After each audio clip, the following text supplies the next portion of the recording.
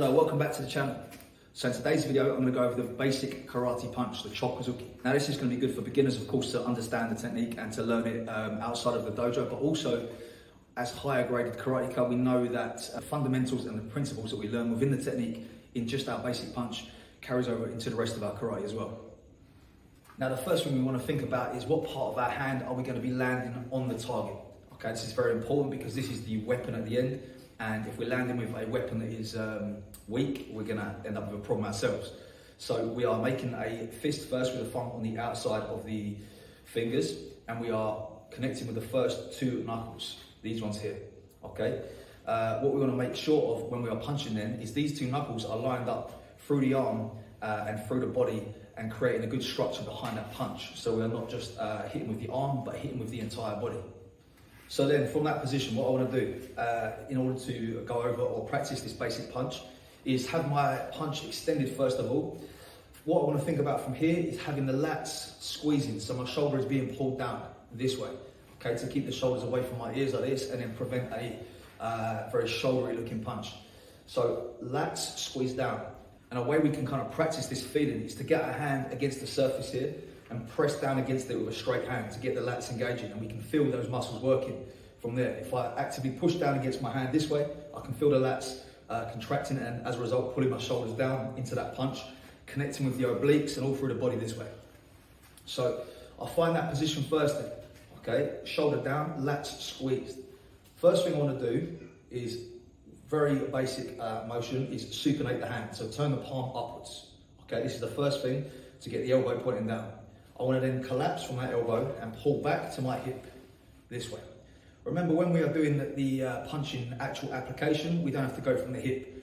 The hip is a training exercise, you know, so we're working on delivering the technique, having those kind of reference points in which we can connect the punch to. So again, from here, palm is supinated first.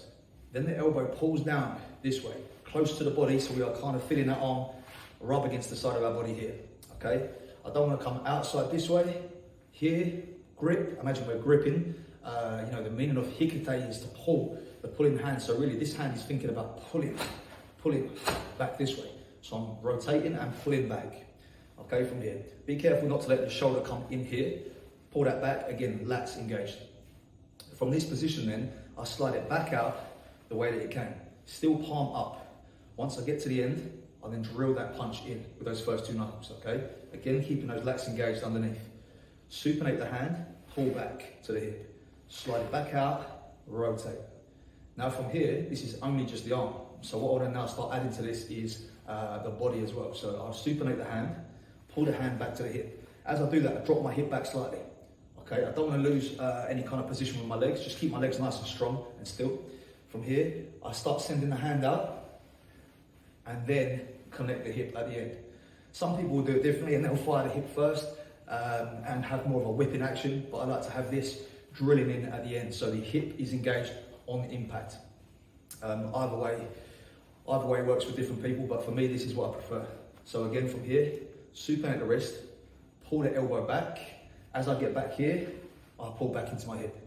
I start sending it again here across the body and then connect the hip at the last second as I make impact, okay? So front arm position from here. Again, supinate the wrist, pull back, send forwards, connect to the hip, last second.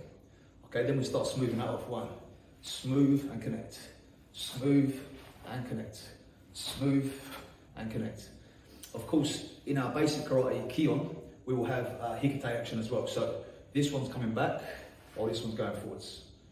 Rotate, send, connect the hip. Rotate, send, connect the hip at the last second. Rotate, send, connect the hip. I want to feel like I'm almost relaxing from here, and as a result that elbow kind of drops. So I'm relaxing and pulling this way.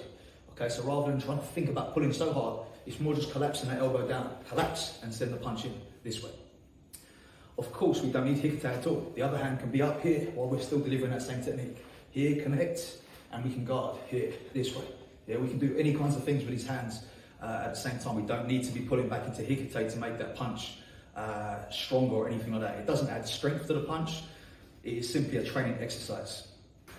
One mistake we want to be wary of is rotating the fist too soon. So from here, if I rotate my wrist early, this happens and the elbow pops out, which then becomes a very shouldery punch here, right? Flicking that punch. And as a result of that flickiness, I cannot get my hip engaged properly. Yeah? It's hard to do so. So I want to keep that hand supinated as long as possible and then connect as we go through. Okay, so we're driving from almost like an uppercut sort of feeling. So I'm coming upwards and driving into the target. I also want to remember, I'm not hitting or landing with a fully extended arm. My elbow is still bent on impact, okay? So I'm connecting about here. That's why the hip then connects later, because I'm connecting with the target and driving in to penetrate through the target then. Okay, so if I send my hip early, hip first, it becomes a whip, okay? Send the hand and then rotate that hip into the body and we have that kind of penetration going on. So I want to send the fist upside down, connect about here and then drive through, yeah? If I'm connecting with a fully extended arm, all the power's gone, you know? There's nothing left in this. This is the end of the punch. The connection happens about here, so I'll rotate it and pull it back slightly, connect with those first two knuckles and drive through. Okay, so when we take this then into a kumite position, so we're more in a guard from this position here. Okay, so I'm loaded. Now, the hand doesn't start from the hip, as I said earlier. You know, the hand is more forwards. And this is why our kumite guard is the way it is. You know, the backhand is kind of across the body, across the center line here. The front hand can deal with any attacks that are incoming from here. Okay, our body's rotated, so we don't necessarily need this backhand up next to the face because we've got the front hand dealing with it all. Okay, we're turned away, we can slip away, we've got lots of movement in our kumite. Okay, so from here, the backhand is ready, loaded into position. All I need to do now then is, this part is already done, so I just need to connect the hip for that gyakuzuki there. So maybe as the opponent approaches and comes into the space, I can cover with the front hand or parry across and then just drill that hip in with the hand as we did in the basic form earlier on. Okay, so it's here, connect, one, there, that action. Connect the hip and it's done. So the hip, so what we've taken in from there is we've lost all this part where there's no hip action and we've brought it into guard and then we're just drilling that in from there. Because we've trained the ki on a basic form and understood how to send the punch from a very basic, bigger action. We now understand how to connect the hip to the punch. So I simply connect that hip with the punch and drill it in as they approach. Here. Front hand can deal with anything that comes in. Again, I don't need to make hikite. Hikite doesn't add anything to my punch. All it does is exposes my face for maybe a kick or something.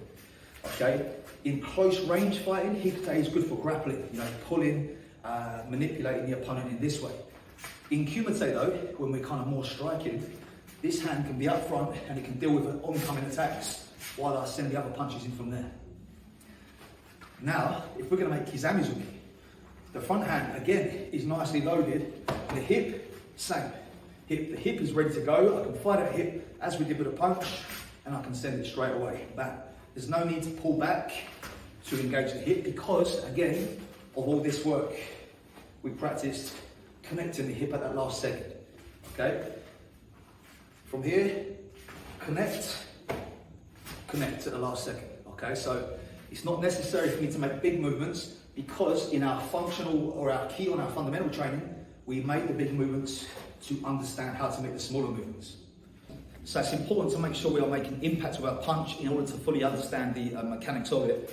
So I've got a pad set up here. It's not an ideal situation, but it's going to work. So I'm going to keep the pad up here because it will fall down otherwise.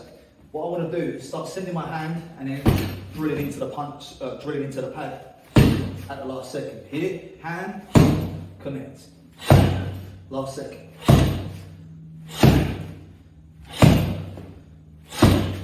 This way. It's making sure I'm getting into the pad and not on the surface. I don't want to be hitting the surface with a straight arm. I'm coming into the pad with the arm still bent here.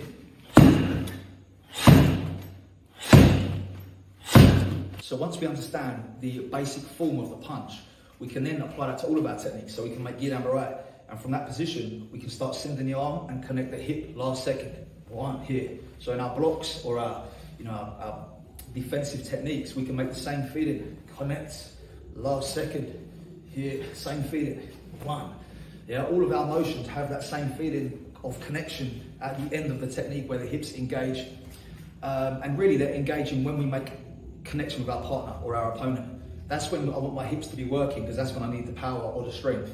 Okay, so even that Shuto position from here, hip, last second connects with the hip in the same way that the punch was engaged with the hip right at the last second. So it seems very basic, you know, the basic first lesson, maybe you learn your basic punch in karate, but it carries over to all of your training for forever, really, you know, as long as you practice your karate. So make sure you keep on top of these kind of fundamental movements. Now, I just want to mention my partnership and sponsor really with Art Martial Clothing. They are partially making these videos possible. They're a martial arts inspired clothing brand with lots of really nice designs. I've got a few different versions in my other videos. I'm going to put a link to their website in my video description with a discount code for 20% off, okay?